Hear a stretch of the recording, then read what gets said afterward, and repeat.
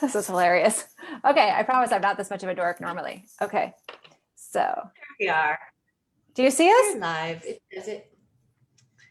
Yep, we're live. Hello, Okay. everyone. Hello, I've checked. Yes, we Soul are. Yay, yay, yay. sister, soul. Soul sisters. All right, soul sisters, soul subscribers. So I'm here with the amazing Sequoia Stafford, who is, you'll see her title. She's a best-selling author. She's a Tantra sex coach. Of course, I want to say that correctly. And she's my dear friend. We've gotten to know each other. We met through our publisher, and I feel like a soul sister with you. So I'm excited to have you here to meet the ladies. And she's going to share with us, she has a book. She actually has two books. One book is It's Hard, and you can see it right behind her. And the other book is I'm Not Jealous. And she's going to tell us all about this. And so I'm going to turn it over to you for a minute, Sequoia, to just say hello and introduce yourself.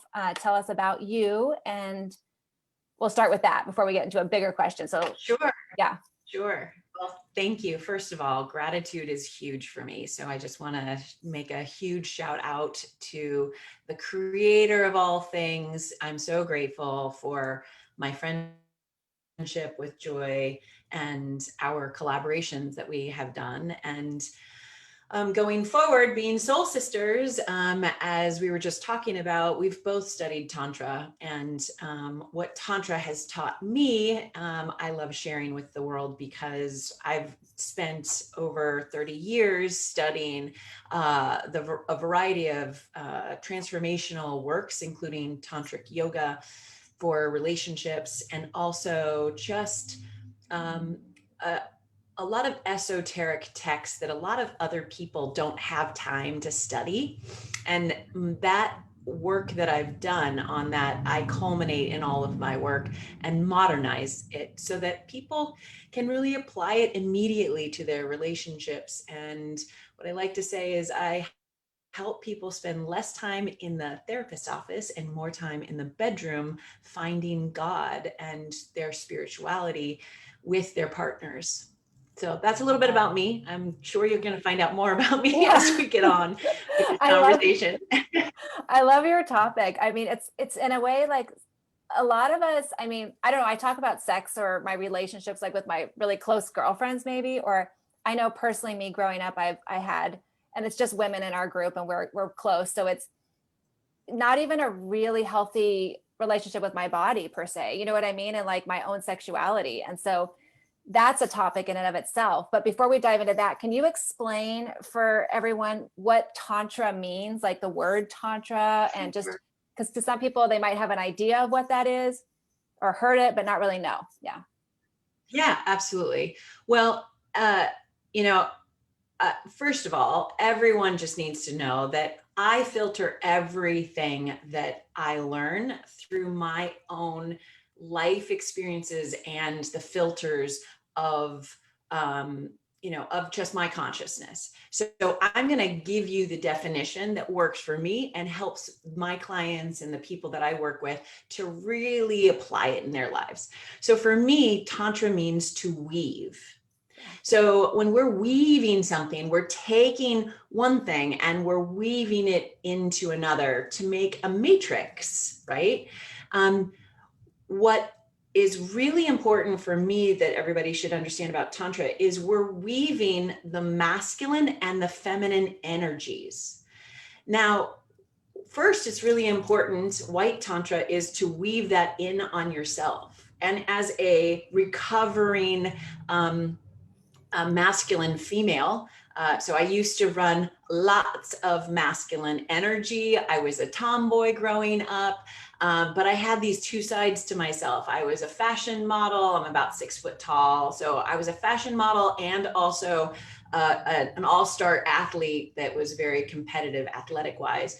So I needed to learn how to bring down my masculinity so that my femininity, which is my incarnated state, is feminine. So in order for me to really embrace my feminine, I needed to reduce the amount of masculinity so that my femininity energy could actually flourish And I can call in when I'm doing red Tantra, which is you and another person, more the sexual part of Tantra.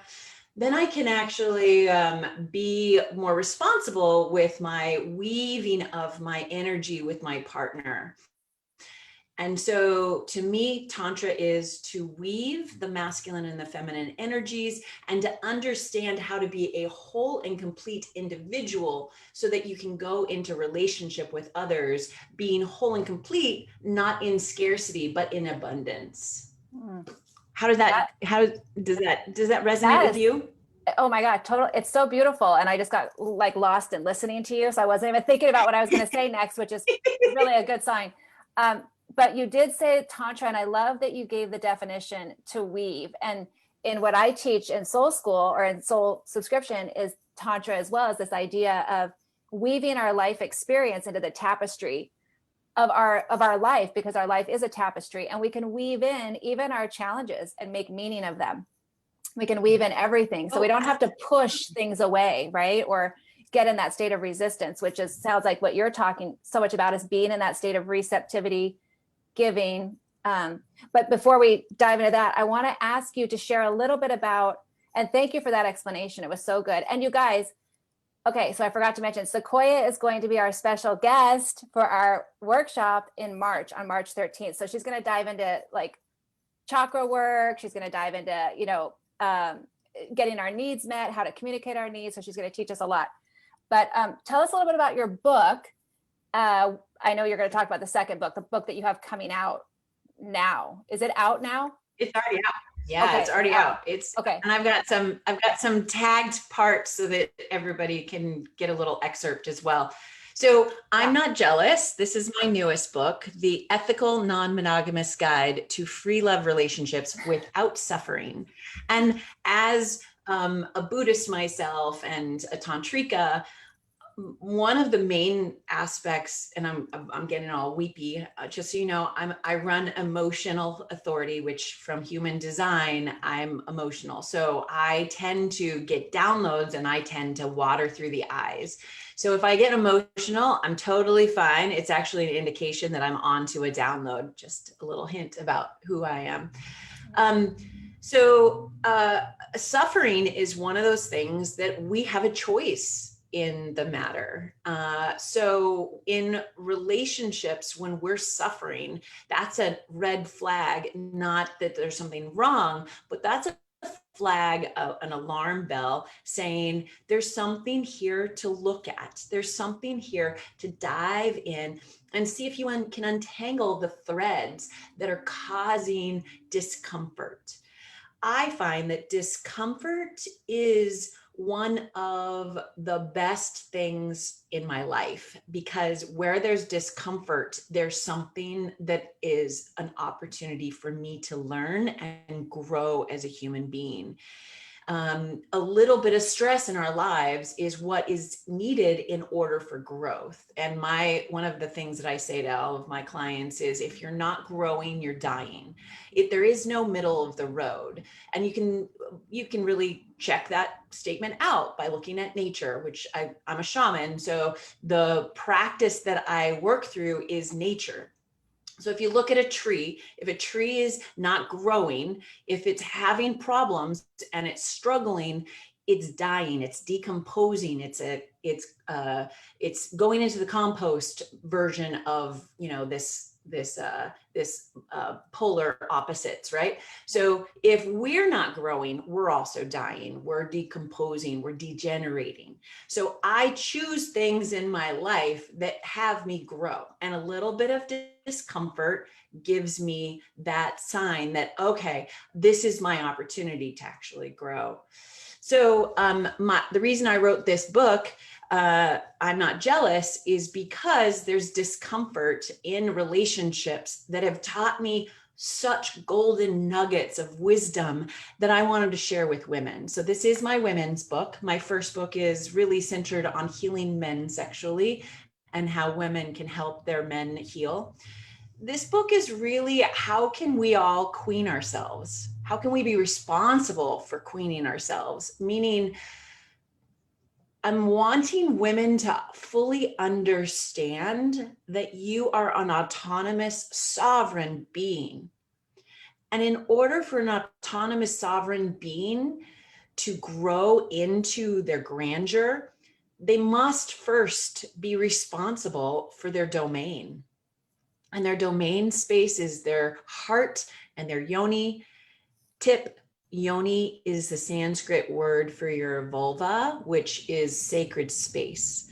So I'm really teaching women in this book that you don't need to sell your autonomy out or to a man or another person who you want a love relationship with.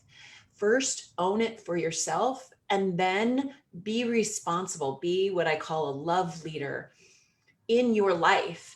And that automatically will have people show up that are going to honor and respect that. And those are the people to weave with. Those are the people to open your sacred space and share the gold that you are in the world. And, you know, that's why she's a gorgeous woman with a crown. And I find that the solution to all jealous problems are for you to own your sovereignty and be the queen of your domain. So that's why I wrote that one. Wow. That was beautiful. I love that. And you talked about, and thank you for that explanation and just sharing that, because it's really about coming at it. It sounds like as you're sharing, for us to step into our power, so to speak, into our womanhood, into our beingness, into our fullness. And that's something that I talk about too in terms of anxiety, is how we heal that, as we need to get connected into that deeper relationship with who we are. And so it's like we're not in relationship to get filled up. It's nice to be in relationship to have that connection with someone. Obviously, we're hardwired for connection, and to have that contrast and to be in that space with someone. But we need to come at it as a whole person, as already knowing ourselves, and that's the dynamic that changes. And I think when I talked earlier about growing up and feeling like very disconnected from my body and disconnected from my sexuality and just it was because I was not connected to myself, but I was also sort of needing to get my fullness from someone else. You know what I mean? Like, so Yes. I love that you come at it from this, and that's a form of suffering. You know what I mean? Like that is, so sometimes when you mention discomfort and suffering and growing, and we're either dying or we're growing, is part of that growing, wouldn't you say it's also letting something die? Like, or how do you look at that? Like letting some things die while you're sort of in the garden, creating something else for yourself. Do you know what I Yeah. mean by that? Yeah. Yeah, absolutely. Well, I'm not sure how many of the people in your community practice divination cards or tarot cards, but the tarot card of the tower, and this is destruction. The tower is a symbol that looks really horrid, but we all know that out of the ashes comes the phoenix, right? Mm-hmm. I mean, the death of one thing is always the birth of something new. Yeah. So I never say that one is wrong and one is right. Like that concept, I work very diligently to make sure that I'm not making a yes good and a no bad. Right. Yeses and no, especially when we talk about needs, which I know that we're going to talk about that a little bit. Yeses and nos are just feedback from the field. Yeah. And the going into a death, like I just had one of my beautiful romantic love relationships and partners end, and that's okay. That's a transition. It doesn't mean that there's something bad there. There's something wrong there. It wasn't working the way it was going. We're long distance, and I was asking for more than what that partner could actually provide. And that's okay. It's okay to also get upset. It's all okay to show emotion. Mm-hmm. A full-bodied emotion is meaning that you're a well-rounded person. we all need to be able to allow things to really die if it is in the time that it needs to die. And keep in mind, what are people learning these days about, their food scraps from their kitchen? It goes into the compost. What does the compost do? The compost feeds the new seeds that are going to grow and sprout.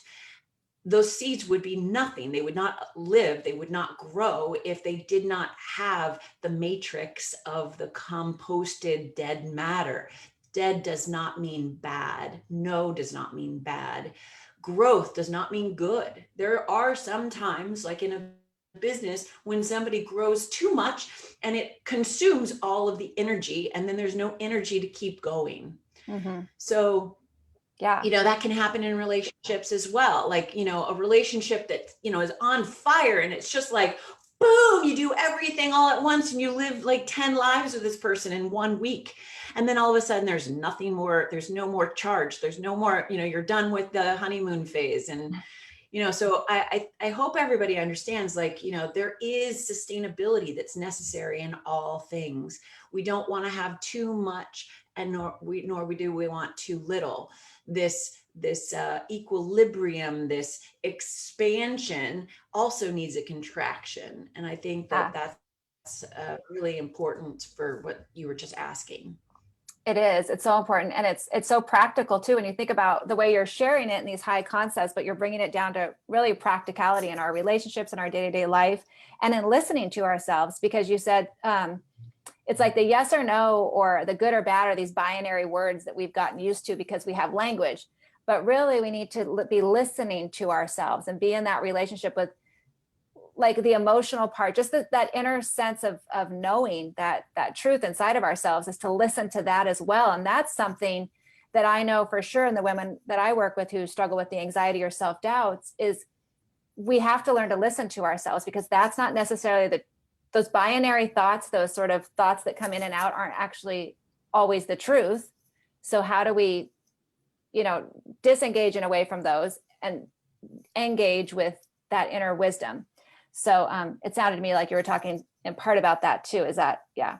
Oh yeah, absolutely. I love what you were just saying, because just like jealousy can be an alarm bell, Mm-hmm. anxiety can be an alarm bell as well. And what I talk about in my new book, I talk about the mechanism, the neurology behind sensations.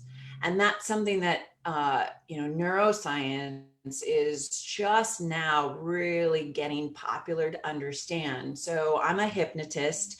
I studied hypnotism back, my daughter was, I think, 3, she's now 18. So about 15 years ago, I studied hypnotism as hypnotherapy for my clients. And one of the things that I learned in the hypnotic state was we need to find the trigger for things that are going on. So I later started studying neuroscience and understanding NLP, which is neuro-linguistic programming. And all of these modalities are really spoken about in the esoteric text of Tantra and Taoism and everything like that. They were really very, way beyond where we are even today. That was a science, Tantra is a science. And if you can really, understand the text and understand what they're saying and give yourself time to understand it, or work with someone like you and I, who have spent years understanding those things and applying it to modernization or modern life, I think that's really great. But one of the reasons I'm saying that is there's a 5-step process to neurology. And the first process is sensation. The next part of the process is perception.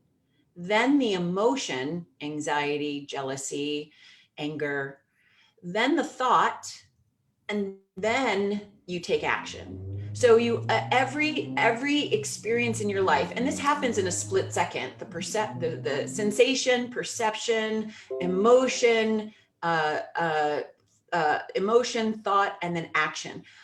If we can understand, again, going back to there's nothing right or wrong, bad or good about what's going on. If we can understand that anxiety and jealousy are sensations that we have thoughts about and we take actions about, then we can be responsible for that state. And the state starts with the sensation. Our bodies are like antenna, and our bodies are giving us signs all the time that there's something to be responsible for or something to look at. If we can, I call it accordion, and instead of that split second sensation to action, be mad about, the person who made me jealous. If we can accordion it and go, okay, I'm wanting to get mad, I'm wanting to express my jealousy, but actually go all the way back through and just take like 10 breaths to get to the sensation and feel into what is that sensation really indicating. Oh, now I can find the life wound that had that sensation start in the very beginning of my life. When I was a little girl, my sister would lock me out of a room because we were a year apart and we did everything together, and she wanted her own experience. Totally understandable. But to my little 6-year-old, I felt like I was rejected, like I didn't have someone who wanted me. And these were my cousins, my sister, my cousins. I was hurt. That is a sensation that I understand now because of the work I've done, that I no longer act upon my jealousy. I actually can identify it and go, oh, there's that little 6-year-old who, feels rejected and wants to have her special moment with, her sisters. That's something that I now can be responsible for and not act on blindly. And I think that that's something that's really important for the people that you're working with anxiety, and the people I work with, jealousy and relationship challenges. So I think that answers your question. Yeah, no, it's beautiful. And at the same time, you're educating us and sharing with us some information and wisdom about our body and what we can do about it and our emotions. And that's we talk a lot about emotions and soul subscription and in the work I do. And we all do. This is like, we all talk about this, right? This is so essential. But you said a couple of things. And one is that you were like, okay, your sister locked you out of the room because she needed some space when she was young, and you perceived it in a certain way. And that perception, the way that you organized that in your own mind and in your own heart and your own soul and your own beingness, right? Like that yoga calls as a samskara. It's like this, all of a sudden, it's like that reaction. So this happens, there's this reaction. And Daniel Goldman, I was listening to him talk, and he was talking about, this like amygdala hijack, like basically just things go offline, and we know this, our sense of being able to choose and discern, and we're sort of back in that place again, and we're just reacting not to the current thing that's happening, but very often it's like to that past wound, like you said. And we need to be able to get that space in there, and that space is where we can find what he calls a maturity. Now he uses a modern word like maturity. We might use like wisdom or clarity or discernment, but we need to have adulting. Or adulting. So it's maturity. Right? Yes, exactly. So I love that you shared that, because this is where both of, I think, our work goes into taking that 100% responsibility for our experience of life. And so things may have happened in our life, and they may have, we have compassion for ourselves that something may have happened that was hurtful. And yet life will continue to hit that wound if we don't take care of it. You know what I mean? And not only take care of that wound, but build in something new, which is what you're talking about. You're like, I'm dealing with the wound in that moment, and I'm giving space for it to be and to release. And I'm creating a new pattern by responding differently, which is so important, I think. So I think that was just beautiful how you detailed that and shared such a practical example that we could put that into place in our lives. I'm going to remind you to hit record, because we didn't hit record, but I know it's recording on my thing. I can download it and put it out. Yeah. Awesome. Good. And then I love what you were just saying, because, a lot of people may have heard the name Carolyn Mace. She has the book, why people don't heal and how they can. And her book is about woundology. I talk about this in my first book, It's Hard.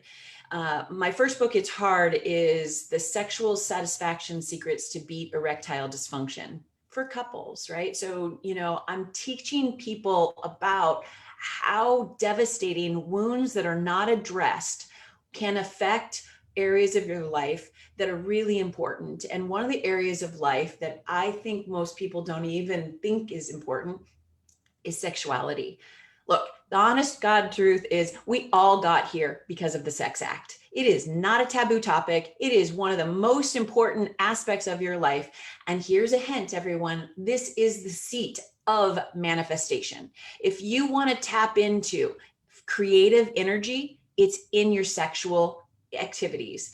And you can use those sexual activities to fuel your manifestation practices. That's why sex magic is so powerful. That's the process that I talk about in my first book, It's Hard, Sex Magic. We need to understand that as women, because our womb is the sacred space of creation. It is a microcosm of the macro universe of creation, and that is constantly expanding. Yes, it gets into a contraction, but that's the rhythm that keeps the pulsing into an expansion. And what I talk about in that first book is extended massive orgasm, and how an extended massive orgasm practice can help you to understand this experience of, yes, weaving together with your partner such that the amplification of both of your orgasms not only give you an immediate pleasure, but it gives you, it improves your hormonal balance. It will also improve your well-being. It'll make you younger, and it will also fuel whatever you're trying to manifest in your life. If you've been having challenges manifesting things, I highly recommend a sexual meditation practice with yourself and with your partner. I love it. What did you call it? Something magic? What'd you call it? Something Sex magic? magic. Sex magic. Okay, I like that. Sex magic. So I say sex is sacred experience of ecstasy. So sex to me is not, I say this about this in It's Hard. Sex is not friction-based skin bags slapping together to get off or to have a release. Sex is a sacred experience of ecstasy. And in Hebrew, the word sex means to know. So really, when you're having sex with yourself, you're having a meditation to know yourself, to pay attention to the sensate mechanisms that give you more knowing, more downloads. And this is the other secret that most people don't know. When you're having an amazing sexual experience, orgasm opens the crown portal and it allows the universe to download data. We all know that energy carries data. Crystals carry data. I have crystals of all different kinds sitting around me. This is my beautiful chrysocolla. Crystals hold data because they hold energy. When we have sex, we are collecting energy that is downloading from the universe. So you literally become smarter, younger, more beautiful, more electrified. And for me, I don't know about anything better than to do that on a regular basis. That's awesome. Okay. Well, like we're getting some hearts and some thumbs up here. I like it. So, oh yeah, awesome. Good. Okay, so wow. All right. So I got lost in what you were saying. So I was just like full on listening. So I'm like, but I will say it's so interesting because when I first started studying yoga, I first started studying with a tantric yoga teacher, and it was not the tantra that you're talking about in terms of like when we do hear the word tantra, we think of sex, right? A sex. This was about tantra in the sense that he was teaching us that every part of us is a gateway to the divine. Every part of us, our emotions, our mind, our body, and our body isn't something to conquer or to deny or to judge or to abuse or to hate or to hide. Like our body is literally another pathway into the divine. And so that's in terms of how we would get on the yoga mat, right? It wasn't about okay, I'm going to master this pose. It was, okay, how do I dance with energy? How do I now get into the flow of energy? And that really changed my life. I remember hearing that, like, wow, everything is a gateway to the divine. Everything is Everything. auspicious. Everything is an opportunity. And when you talk about orgasm or feeling better, it's like, yes, we know science-based positive emotion opens us up for more. Positive emotion makes us live longer. We're more successful. We're happier. We're healthier. We're better communicators. There's a lot of research around positive energy. So it makes absolute sense what you're saying. It's just so funny how the brain can compartmentalize things and go, well, yeah, that makes sense over here, but not with this or whatever, super interesting. Right. Well, remember I was saying that I studied hypnosis. One of the things that most of us need to be aware of, and this is coming out more and more with movies, documentaries like Social Dilemma, we are being hypnotized on a regular basis by marketing, by media, by social media specifically. And one of the things you just talked about is that we were all programmed to think that sex is skin bag friction, bam, bam, bam, bam, bam, bam, bam, and we just need to live with that. That is not true, people. The ancient texts have known this. The ancient scrolls that depict, positions, those are all maps, even going all the way back to Egypt. Yeah. Every ancient culture had phallic symbols that were worshipped. They had yonis that were worshipped. They showed people in these sacred positions. These are mudras. Yes. Sacred positions are not just, oh, that's kinky. It's a mudra. A mudra is a connection. A mudra is a connection of the chakras. Right? So the mudras in your hands are an indication of where you're sending energy to weave. But when I set yabyum, which is I'm sitting on my partner is in front of me, all 7 of my chakras are fully aligned. And the idea is to weave our chakras to each other. And that helps both of us to align and attune to the highest frequency that the 2 of us can do. Now, when you think about making love to your partner, just missionary style, your chakras are all aligned. And this goes to my chapter 5 about needs. In the love making, you are literally having a full 7 chakra need embedded into your partner, and that your partner is doing the same thing to you. That is what we are doing. That is the tantric path, to weave, to know your partner, to fully heal the parts of your partner by attuning them to their highest and you to the highest frequency. Now, that's not something that's talked about in friction sex, because friction is just heated up until it can't handle it any longer, and then there's an explosion, right? But if we're actually going to be responsible for the energy that we're sharing with another person, it needs to be responsibility also includes making sure that ours is of purest note, of purest vibration. That's so cool. That is what we're doing. It's totally amazing because totally different. And I'm having flashbacks because I grew up, and this is, again, we have people in our community that are from all different pasts and, different religion and different backgrounds in terms of that, and how religion can be so tied into sexuality. Because I grew up going to Christian school, and my parents were crazy hippie. We lived on a school bus for a while. My dad was like into acid and like drank all the time. My mom was an alcoholic dad. I don't know how they ended up, weird other story, but I ended up going to Christian school and Christian camps and all those. And it's not bad or good, and obviously in that sense, but it's like, I remember learning that, like, about the Immaculate Conception, even like, and thinking sex was not a thing we were supposed to talk about or do only with, whatever one particular, you get married, that's it. And then masturbation was a sin. So is how I was taught. So whatever, even that topic, but you're having sex with yourself is like a sin. So these are interesting topics, and understanding that we as women have needs, as humans have needs, and these are somehow connected to our spiritual well-being as well. We're going to dive more into this when you come back. I know we have to end because you and I both have a 2 o'clock, or my time, 12 o'clock your time. But I want you to end with how can people get in touch with you? How can women learn more about you? Where can they find you? And I'll put that in the comments here too, but just share with us. Yeah.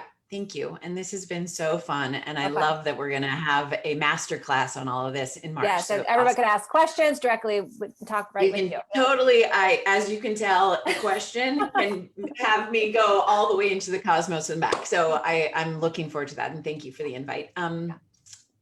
Sister love. Okay, so it's really simple to get a hold of me. freelovemodel.com. freelovemodel.com. You can see it on the screen if you can see my name on the screen. Also on Facebook, I'm just do the @ symbol, S as in Sequoia, 3, the number 3, Sequoia, S3 Sequoia. Okay. And I'm on Facebook regularly. I do Facebook Lives almost every day.